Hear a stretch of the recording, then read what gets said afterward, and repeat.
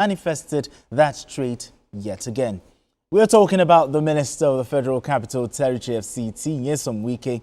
At about 2:06 on Monday afternoon, the Federal Capital Territory Administration FCTA task force shut down multiple facilities in Abuja, citing non-payment of ground rent. Among the properties sealed were the National Secretariat of the People's Democratic Party (PDP) and the buildings occupied by the Federal Inland Revenue Service (FIRS), banks, offices and hotels, all located in Wutse.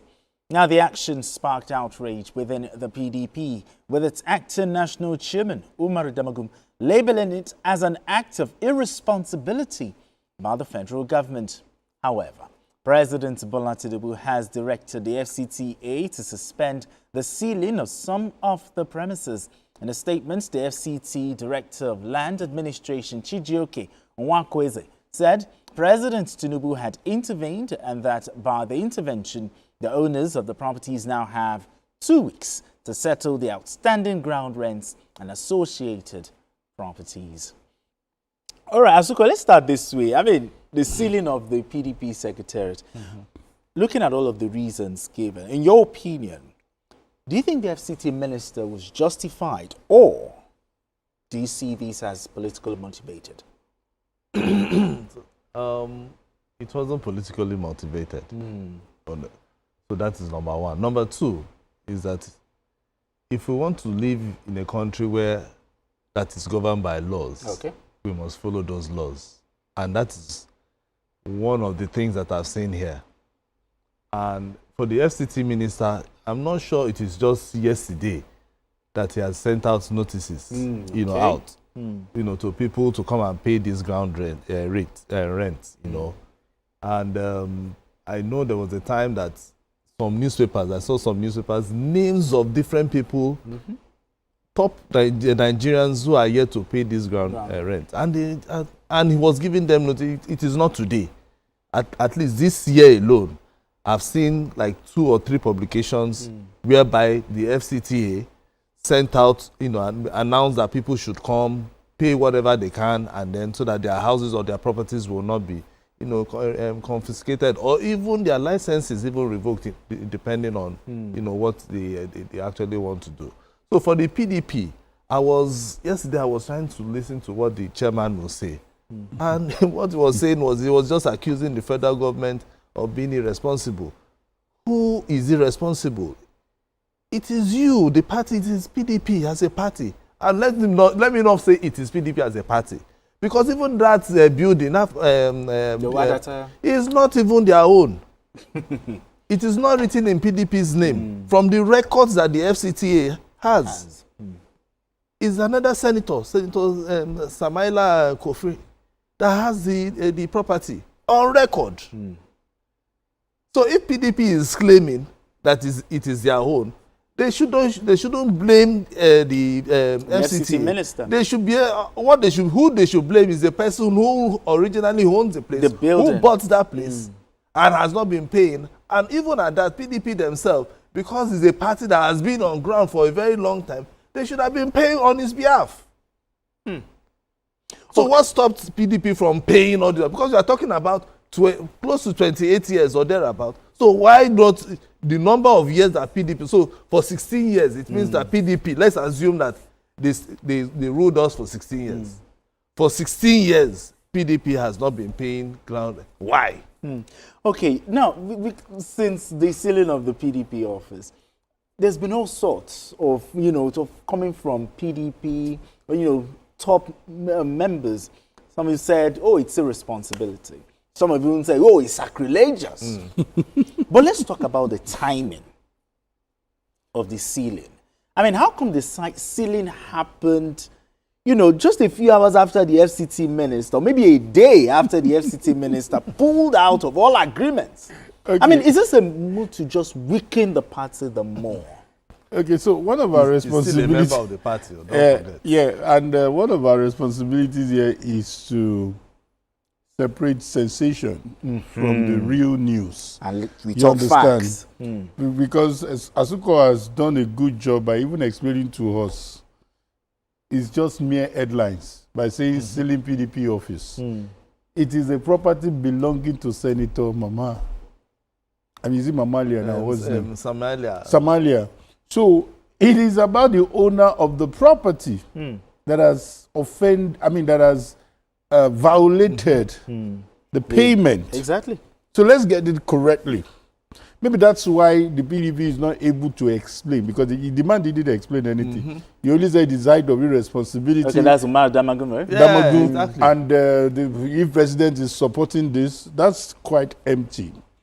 Tell us how irresponsible they have performed. They served the owner of the property, not PDP. They served the owner of the property notice. They mentioned that this will happen on Monday. I remember that we also published that story. So let's separate the headlines. Yes. Headlines is that, okay, that's where PDP house is located. Exactly. But the person who owns the property has not obeyed the rules. So the question is, are you owing or not? Do you get owing. it? So that's why Wike is saying that, hey, can you just take politics out of this whole thing? Is the owner of the property saying that he has paid? That's where the conversation should start from. And we are talking about Access Bank. We are talking about, responsible, in quotes, organizations like FIRS. Even though those ones said they paid, Exactly. they are demanding apology and all. So basically, let's look at violation and non-violation. Did they overreact? Did they overact? Beyond their power? That should be the conversation here.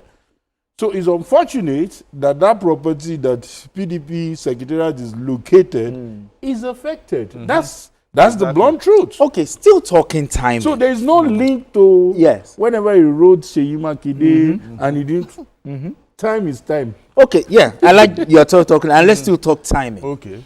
The president also intervened at the right time. I mean, the president granted 14 days. That's about, I think, 2 weeks.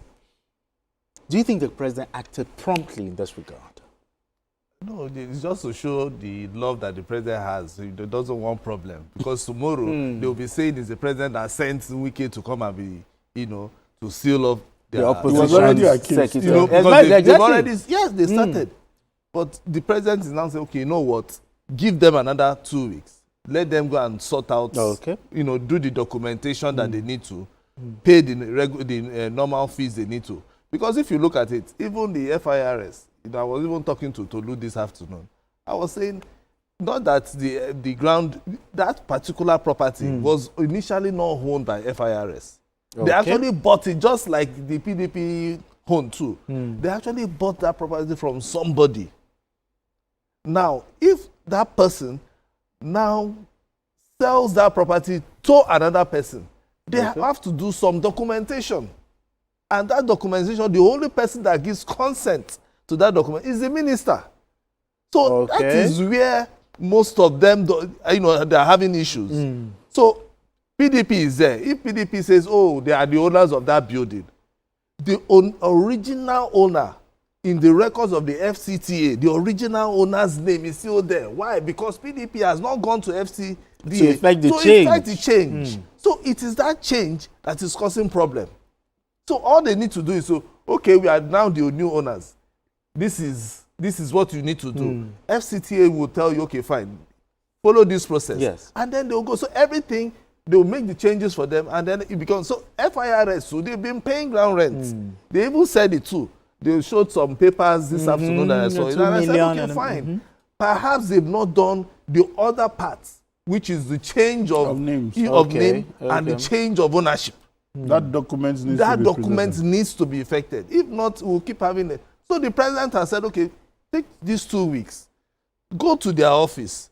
In fact, I would like a situation whereby TVC would send Abida there, so that when everybody, including the chairman of PDP, will be coming with all the documents. Because from what I heard that PDP, they don't even have documents to say that they are even there. Why? Because it's surprising. It is because surprising. They are not the original owners. The original owner is the senator. And from what I heard, the FCTA, what they did was they sent the notice to his Abuja house. They also went as far as Kaduna because they actually used Kaduna address and sent him that notice and said, "Oga, come and pay for your ground rent here in Abuja." So it is not a question of being winch hunted or whatever. It is something that is a process, it's a law. Okay? So the president has done right to calm Ferdinand, because I know so many companies that were affected, including NAPTIP was also affected. Access Bank was affected. Ibro Hotels, a big hotel, if you see the land that hotel is, was affected. So they will have time, and that hotel is being owned by a former governor. Okay, so if they take time to do their documentation, I think we won't have all these issues. Absolutely. Your thoughts on this? So I want to believe that the president sees he has a bigger eyes than what we have, because I would have said, Presido, let's not bring in politics. That you are accused is not enough reason why somebody should not be allowed to do his job. That you were being called names, that you are supporting someone is not enough for you to be blackmailed. You understand? Okay. But like you said, he's a father. So the fatherly part of him is saying, okay, use 2 weeks to perfect all these discrepancies. Because in fairness to the FCTA, they released a notice. Yes. It was in the news. They published it on national dailies. They did everything. So why were these things not taken? Maybe we need to hear them, because what they did wasn't a response to the action, because they didn't tell us where they have demonstrated height of irresponsibility. It's just English. As far as I'm concerned, when it has to do with issues, break it down for us. You have paid this money. You ignored us. You did not collect money. So the issue of irresponsibility, sacrilege does not come out. I'm waiting for how to explain it. I don't so know. the question is, can you show us how this height of, because it's not just irresponsibility, height. You know, let's see how these things were demonstrated. And Nigerians will say, hey, Oga, you own too much. I mean, some have said that why the timing? Why is it that when the FCT minister pulled out of this agreement? Now, talking about the pulling out of the agreement, now you want us to go into politics? just a little, just a little. The FCT minister pulling out of that agreement. I mean, did you see it from a mile away that, oh, this man is going to pull out, or it came as a surprise to you? No, I think it came as a, because I know the relationship between the FCT minister and the Oyo State governor, you know, was very, very close. So I was shocked to have seen that long message, you know. And so I still don't, I can't fathom what really happened. But from everything that he wrote, it's like we had a gentleman agreement for us to stay in a particular thing, and then all of a sudden you've gone. And I don't know, but Wike seems to be having that issue everywhere he goes to, because even during the primaries, that was the same thing that happened. An agreement. Agreement that we will not keep, people will not keep. You know, and for him, in his own agreement. You understand? So anything that everybody, if you agree on something, why not stick with it?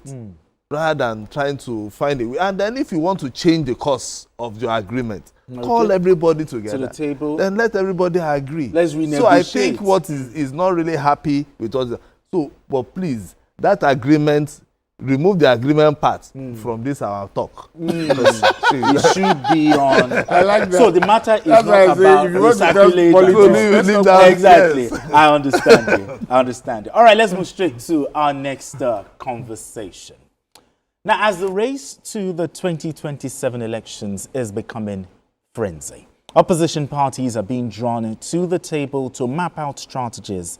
The Senate caucus of the People's Democratic Party, PDP, has noted that it is not opposed to the emerging coalition aimed at unseating President Bola Tinubu in the 2027 elections, but insists on joining only if the coalition is party-driven and not led by individuals.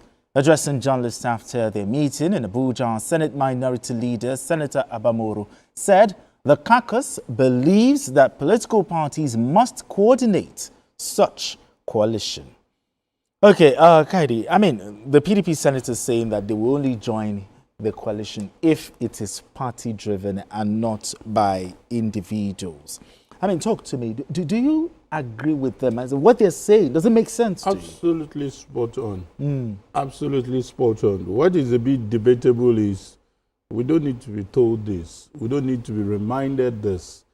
Everyone should just check his political history in Nigeria. That's the way it has always been. So when an individual is saying we are forming a coalition, we're doing this, you can easily predict the end. They are going to meet their Waterloo. But then, you know, when I hear senators are the ones speaking, it's also open our eyes to what is NWC doing, of PDP, of Labour Party, and the rest.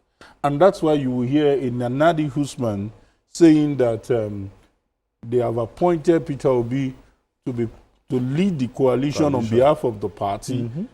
Now, the problem of Labour Party is that another faction is reminding him that, hey, the party has not decided any such thing. In other words, he's involved in coalition as an individual. Not as a party representative. So that one is a problem of factions. But if the party is in order, that would not have been a bad thing to say, let him lead the coalition. Okay. But in the case of PDP, I'm not too sure, but let me assume that this response must have come from questions from journalists that what's the plan about the coalition? Because ideally, the Senate caucus, the Governors Forum, they are not in the position to even tell us how PDP is going to approach the coalition. You recall that the Governors Forum of the PDP have also given a statement that, excuse me, for any coalition to happen, they have to come under PDP. Exactly. PDP is the bigger brother here. And therefore, every coalition, let's call it the name it is, by Atiku, by El Rufai, it is already dead on arrival. It has to involve parties. The party leadership has to be involved. And in this case, I'm trying to check INEC's timetable because we like to explain the difference between this coalition and merger. Because if it is coalition they are doing, it's not too late. But if it is merger, where you have to drop the names of your party, the logo of your party, and so many things that are involved in merger like APC had, that's a more strategic, you know, opposition that you can have. And that's what APC did before they could achieve. So what is going on now? What is going on now? What happened in 2013 or 2012 when the merger? That was the merger. What do you, is that there's no basis for comparison? This is far from it. Do you understand? You are having a merger of sitting governors who were ready to be part of a merger, because by the time they formed a merger, the numbers were almost going to consume that of PDP. Exactly. Do you understand? You have senators, you have many of them ready, and you have Atiku, you have Saraki, who walked out of a convention from a sitting president. You know, so that was a well-calculated merger.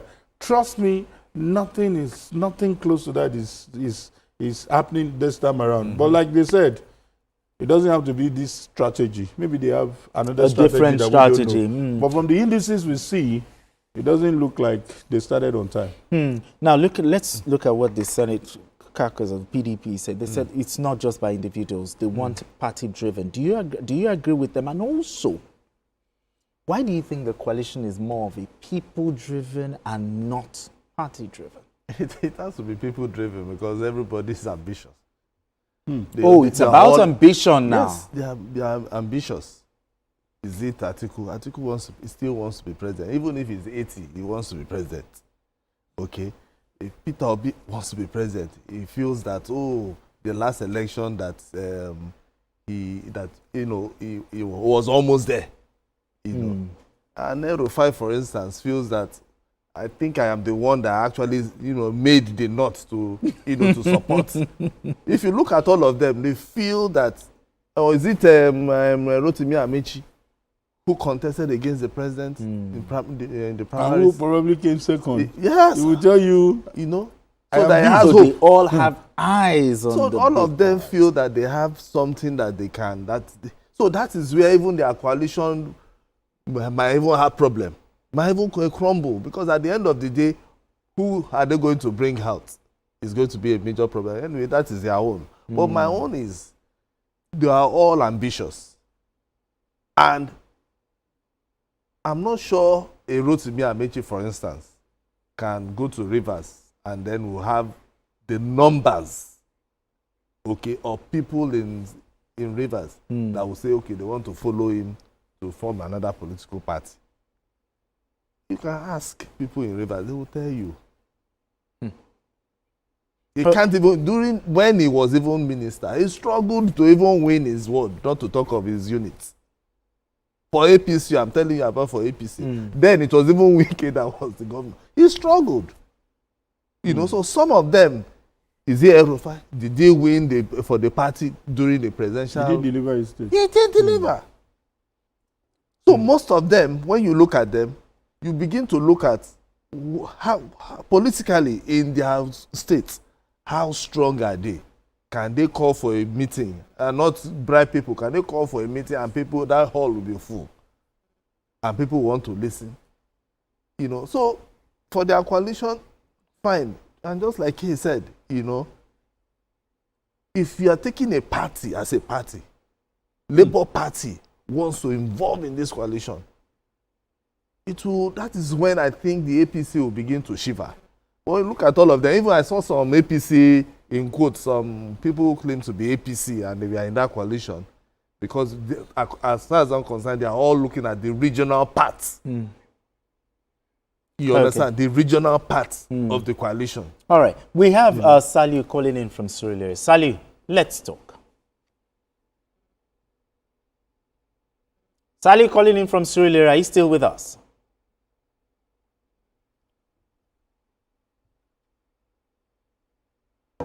Okay, I think we're having technical glitches. We're so sorry, Saliu could not join. I think maybe network issues.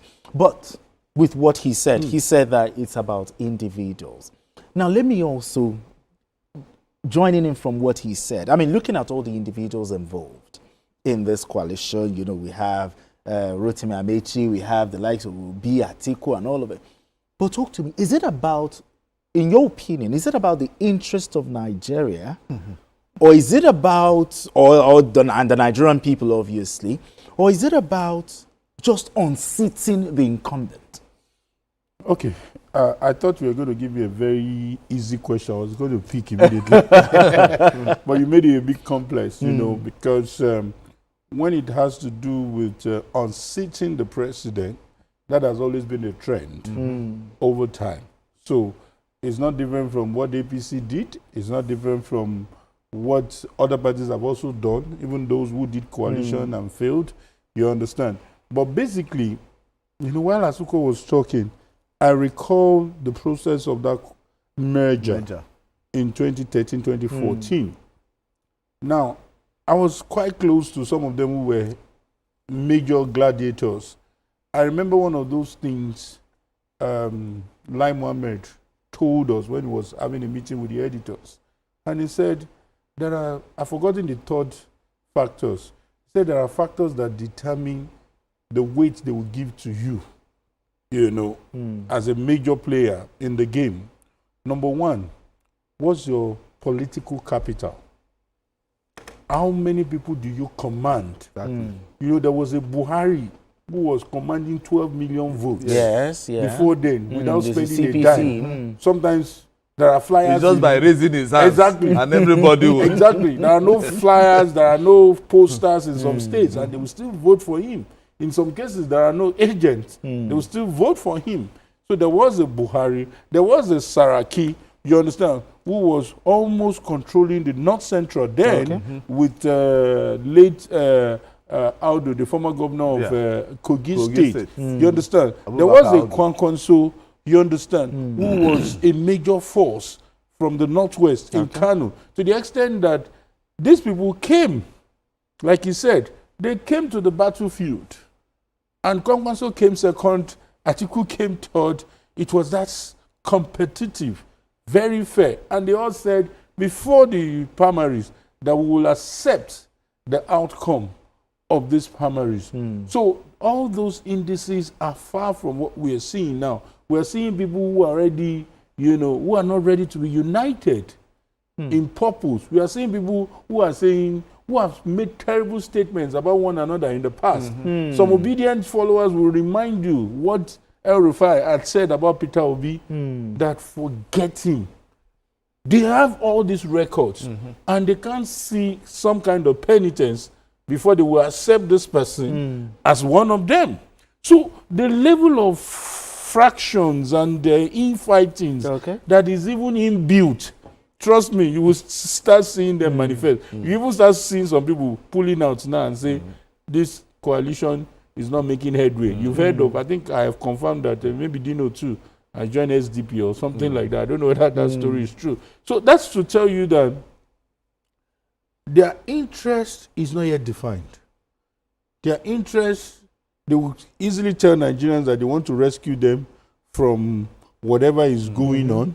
And the question this government is asking them is, we are clear on where we are headed. Exactly. We didn't tell them that they were not going to go through pains. We are only saying that it's going to take some time and follow us through. So they need to bring a stronger argument. Because these are people who were part of the system. These are people that have been tested but not trusted. These are people who have gone through the same routes. And it's so difficult to convince Nigerians that they are better alternative. I can give you quotes of someone like Dele Farotimi saying that he will never be part of a coalition that El Rufai is part of. You will see some people who say, Obi. He's going to be born again, don't worry. So you've seen all kinds of divisions and divisiveness among these gladiators. And there's no rallying point, so to say. So I don't know. But we'll keep watching them. Okay, I'll still come to you, but we need to go on this quick break. And when we return, I'll still come back to you. That is this just about unseating the president, or it's about the Nigerian people and Nigeria as a whole? We'll be back after this break. Don't go anywhere. Still Journalist Hangout.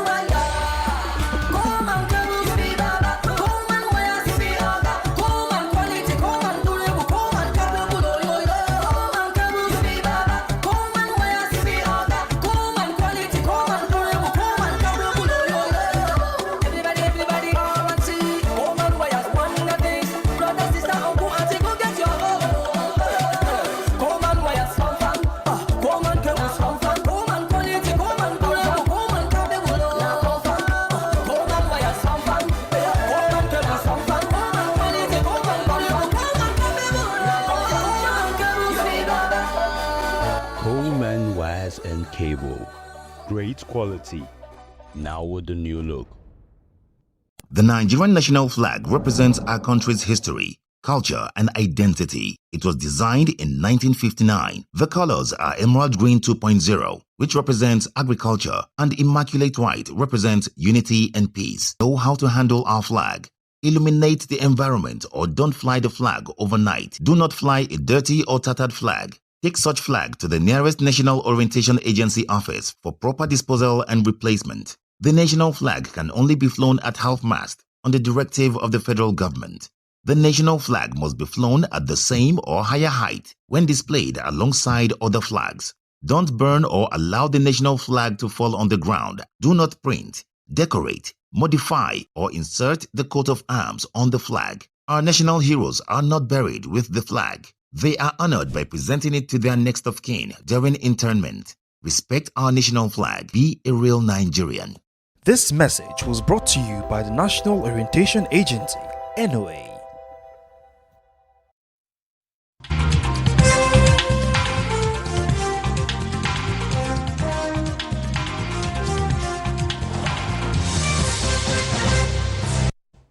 All right, if you just joined us, it's still Journalist Hangout. I still have Kaidi Lade and Deron here with me, and also Asukwa James. So before we went on that break, I asked you, this coalition, do you think is about the interest of the people, Nigeria, Nigerians, or just about unseating the president?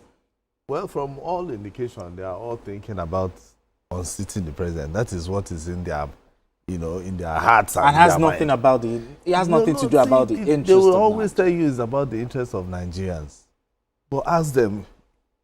I remember when ACN, let me say APC, was still opposition. Nigerians could see how they were playing opposition. They will always come up with alternative to whatever the government, was coming out with. Oh, Goodluck Jonathan is doing this. Oh, but he can do it this way. That is what I believe that this so-called opposition or this coalition should be doing rather than overeating the politics. Because as far as I'm concerned, going up and down, doing meetings, I heard they have even created committees and causing problems, just trying to overheat the polity unnecessarily. What are the alternatives? That is what Nigerians should be asking. What are the alternatives to what the president is doing now? Okay?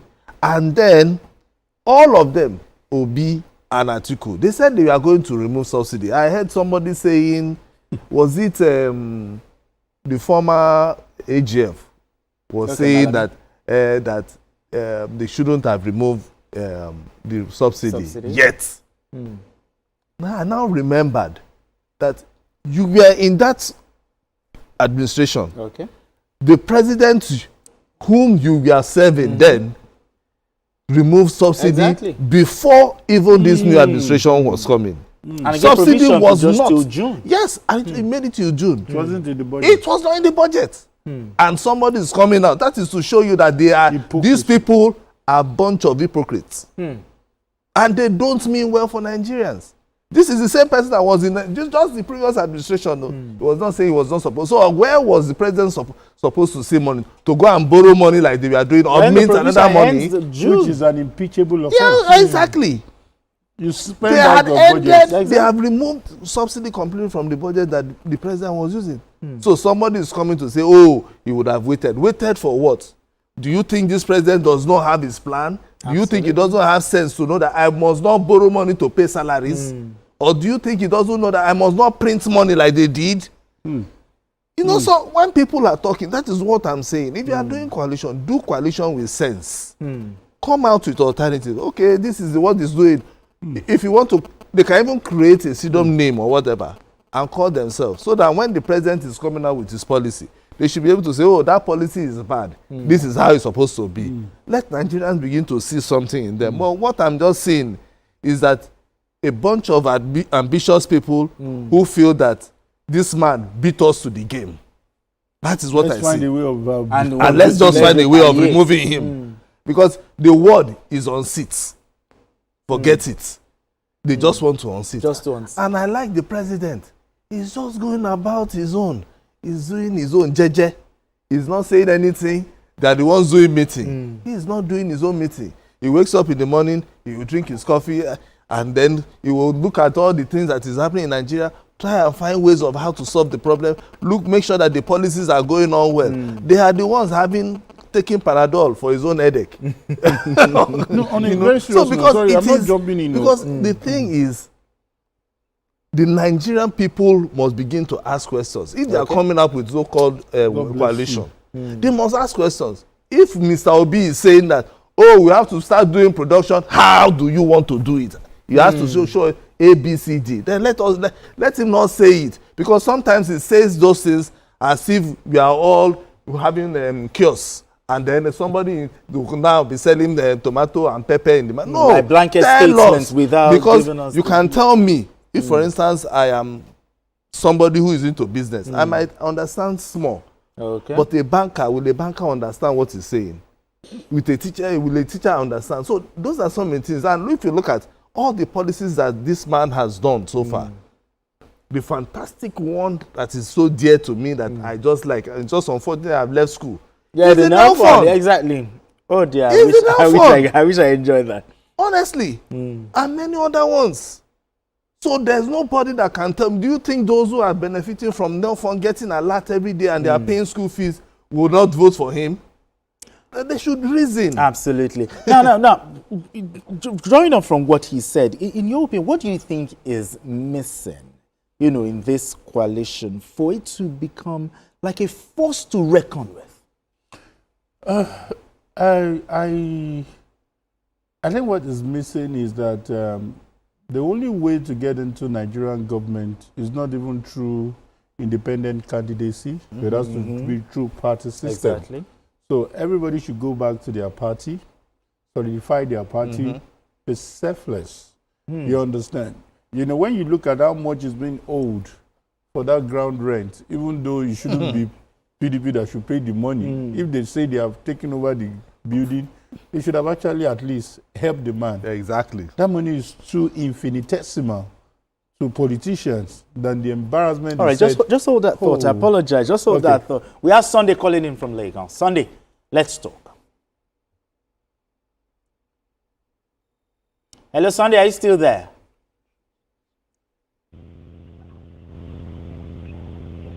Yeah, Sunday, go ahead. I want to say that, Asukwa, you have always been speaking as if you are a government spokesman. I'm not a government spokesman. I'm a journalist. But you speak as if you are a government spokesman. I am all of us not. are here. We all know that we know what the government is doing, and we also know how the effect of government policies on Nigerians. But you have just to promote government as if the government is every time. Oh, I think we lost that call. Okay, but do well to call us back. Okay, do well to call us back. But you know, Asuko, you came after. I don't know. The thing is, you want to? People feel that when whatever we say, you know, Nigerians don't like hearing the truth. And it's just unfortunate that maybe if the government... all you need to do is criticize government. And that's so they will be happy. You'll be a good But the journalist. thing is, sit down. I'm a journalist. I sit down and analyze issues. And I look at issues. How was this government? How was the previous government? And how is this government doing? I will not come. I'm feeling it. I'm buying. Do you think I'm not buying food? We all go to the market. Do you think I'm not going to the market? Or I don't send... don't give my wife money. Do you think I'm not paying school fees? We are all feeling the heat. But what we should be looking, I am not looking at the present, I'm looking at the future. Absolutely. And what I'm seeing in the future, I feel is better. That is it. So anybody that wants to crucify me for saying the truth or for me knowing the truth, if you can't see like if they crucify every you, resurrect you. if you can't see like every other prophet, me, I can see. All right, we also have another caller, Adeomi. Adeomi, thank you so much for joining us. From Oyo State. Adeomi, let's talk. Sir, good evening, gentlemen. Yeah, good evening to you. Yeah. I just have a little contribution to your program there. Go ahead. You see, the coalition or whatever, I don't really believe in the coalition, this type of a coalition they are doing. Because if you look at the people that they are doing this coalition, these are the people that are people of a questionable characters who are coming together to say that they want to unseat government. So I don't actually believe in them. I don't believe in their policies. I don't believe in their agenda. So what concerns us Nigeria now is that this present government is not doing well at all. I think they are failed in their promises, their campaign promises, which they made, that made Nigeria people to vote for them. So, but what's happening now is that we Nigerians, we are voting for 2027. The election in 2027 is between Nigeria and the APC. All right, thank you very much. Appreciate you. All right, back to the question I asked you earlier. I said, what is missing in this coalition, you know, for them to become some sort of a force to reckon with? So like I mentioned, let the party function. It is too late, in my view, except I stand to be corrected, to have a merger. And if you want to have a coalition, the number is still not up to the ruling party. Okay. And according to the last caller, how do you measure success? You understand? We have to put it on these indices. And I think that's what the coalition needs to do. That's what the opposition needs to do. Where did this government mess up? You can tell us, oh, the price of rice has increased. This one has increased. And forget to tell us, okay, the minimum wage has also increased. You can tell us, oh, when you were in school, you had a loan to play with. And but you forgot to tell us that, oh, people now have loan to do this. You may also not tell us that even the standard of living, in some cases, some will tell you, I remember young people telling me that, no, we can't go through what you guys went through when you were there. No, we are smarter. We are this, we are Gen Z. We can afford this amount of phone. They can do all those things. They can give you all those indices. So give us figures, give us indices to tell us that this government hasn't done well. Because until opposition tells us, like you said, break it down for us. Alternatives. You cannot tell us, especially these three candidates, I'm putting the president inclusive now, cannot tell us that they didn't promise to remove subsidy. Exactly. In fact, let's add the outgoing president cannot tell us that four of them didn't agree that subsidy has to go. Yes. So At the least issue they of said subsidy... They said they will float the... Okay. Exactly. So All the right. issue of subsidy is out of the table. All right, let's look gentlemen. at other issues and make the argument. All right, gentlemen, let's away from politics. Away from politics. Let's move on to our third and final conversation. Now, prominent Kaduna-based Islamic scholar Sheik Gumi is in the eye of another storm. This time, Saudi Arabian authorities have deported Sheik Gumi and barred him from performing the 2025 Hajj pilgrimage. The cleric confirms the development in a post shared on his official Facebook page. Now, according to Gumi, although he was granted a visa to enter the kingdom for Hajj, Saudi immigration officials denied him entry into Medina upon arrival. Sheikh Gumi, known for his outspoken views on politics and national security, has resumed his regular teaching activities upon his return to Nigeria. All right, Asuko, I mean, Saudi Arabia now has barred Sheikh Gumi from performing Hajj and then deporting him. I mean, your thoughts on this story when you heard it?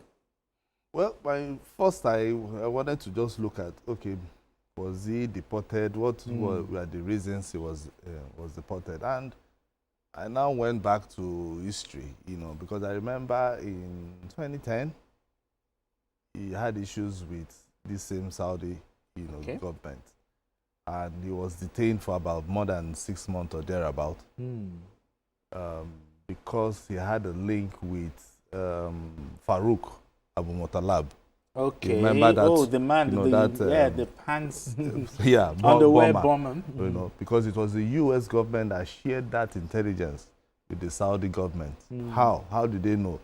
They said he was the one, they allege that he was having interaction with Farouk then before that incident. Okay, that is Sheikh Gumi was having that interaction with, before the incident. So that was how they were able to share that information. So perhaps he might have been on their watch list. Okay. They detained him for 6 months and then they released him, because I remember it was even the Nigerian government that they actually gave. It was during Goodluck Jonathan's time that they brought this guy and they handed him over to our government then. And that was how the case ended. And since then, he has not gone to, that's like almost 15 years now. He has not gone to Hajj until the NACON now decided to put him on as a part of their delegation. So I think that is where I blame, this commission. I blame them for actually putting him to go for Hajj. Sometimes you profile people, before they go on such things. You can't just bring anybody. I know they want to, make sure that everybody is happy. But this man has antecedents. His antecedents yes, he's outspoken. In fact, to me, I feel him being a middleman. Anytime they say, oh, they have kidnapped somebody, he will be the one to go and say, I want to talk to them and all things. I don't like him for that. And I don't hide it. It's not that other sheiks are not there that we don't like and we listen to their messages. But his own, he has been to the extreme. And there's no government, I'm not sure there's any government that will sit down and allow such a person, to be in their country. So I feel with that intelligence, he would have been in their watch list, whereby anytime they see, Omar, go back to your country. We don't need you. Whether you want to come and pray for you, don't pray. Carry yourself and go back to your country. So that is what they did. And it's just so unfortunate that even NACON would, be involved in this kind of thing, because right now it means that even the Saudi government will now begin to profile some of the people that will be going on these trips. Now, Kaide, let's also look at it. Your thoughts on this story and another part. So they said, even though this is not the first time Sheikh Gumi will be going on pilgrimage, all right, but why grant him visa And when he got there, you now disallowed him from performing Hajj and now sent him back home. You I mean, see, why do that? There's a benefit of the doubt, and that's what I'm going to do. I think NACOM has a lot of explanations to make. You know, they have a lot of explanations to make because we know that this Hajj, in most cases, it's government money, you know. And don't also forget the story we carried here on Journalist Hangout a few weeks ago about a kidnapper. Going for Hajj. Who was also going for Hajj, and if not for DSS. Do you understand? These are people whom I consider NACON has a lot of explanations to make. So probably they should release a statement and also explain to us why their so name is coming up on this. A few weeks ago, we found a kidnapper and some other people who have been on the watch list, people that have been looked for. Yeah, I think for Sokoto and Abuja camps. Abuja, So these people would have also eloped in courts, you know, to Holy Land. This time around, we're also dealing with Gumi. Gumi, like you said, deeply controversial. And for the fact that this person is on this list and they are even taking it up on his behalf, leaves a lot to be desired. So I want to believe that when NACON makes explanation, explain to us, because I don't want to judge them now, but what is out there is not a good report about their profiling and the people they are putting on the list. They need to make explanation on that. Having said that, the second leg of your question is just to tell you that you may escape the first stage. You understand?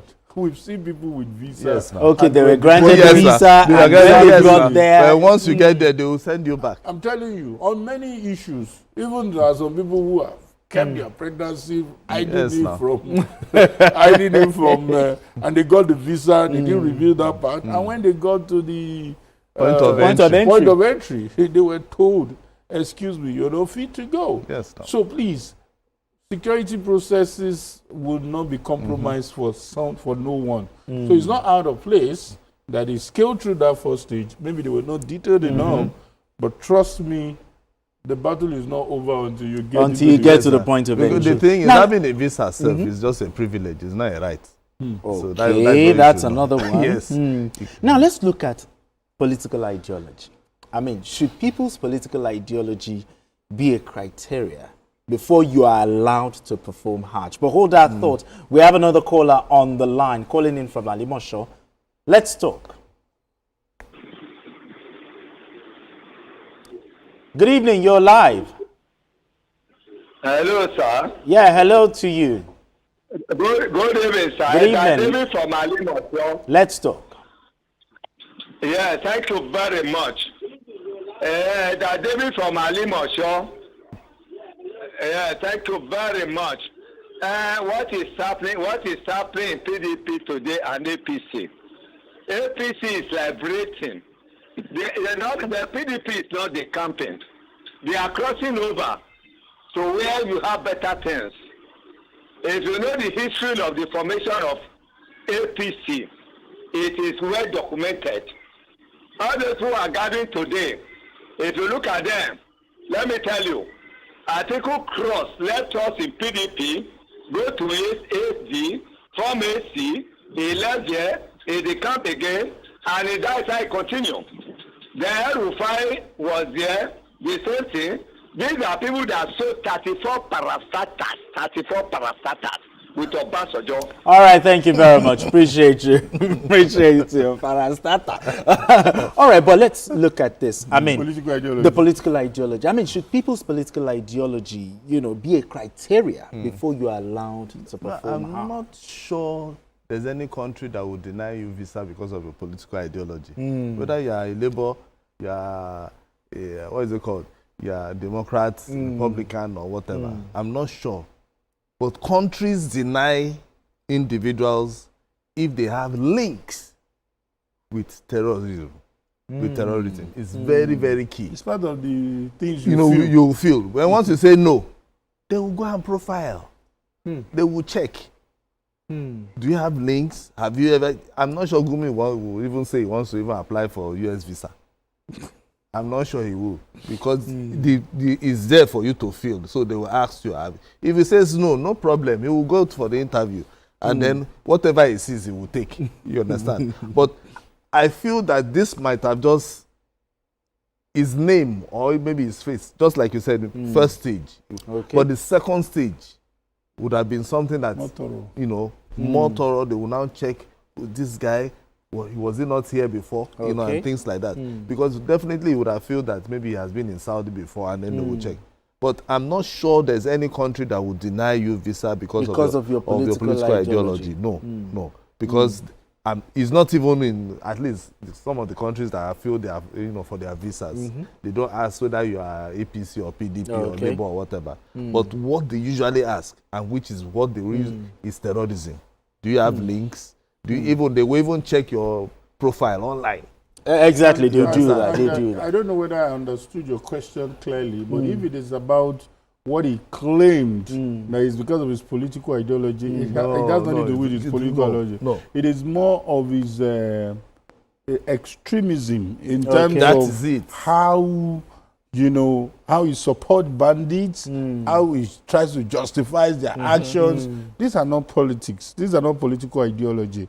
It is more of religious ideology. And he was even saying, he says something about global view. His global view. Yeah, with world view. I'm not sure. Have you ever heard him say anything about global world? Okay. Terrorism is part of global view. But anyway, it's a beautiful one too. You know, it's always a nice time for us to have a conversation, gentlemen. It's always a pleasure. As well. Thank you. Asuko James, thank you so much for coming on the show. And thank you so much to the gentlemen and ladies in the back room, you know, doing justice for us to have a good show. Thank you so much. You guys are the best.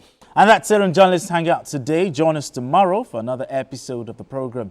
Yes, you can watch the repeat broadcast of this episode tonight at 11. Join us on Sunday from 1:30 to 3:30 p.m. for Journalist Hangout on Sunday. We are on YouTube at youtube.com/TVC News Nigeria. I am Benga Oreshegunpa for now, and God bless Nigeria. And up next is Beyond the Headlines.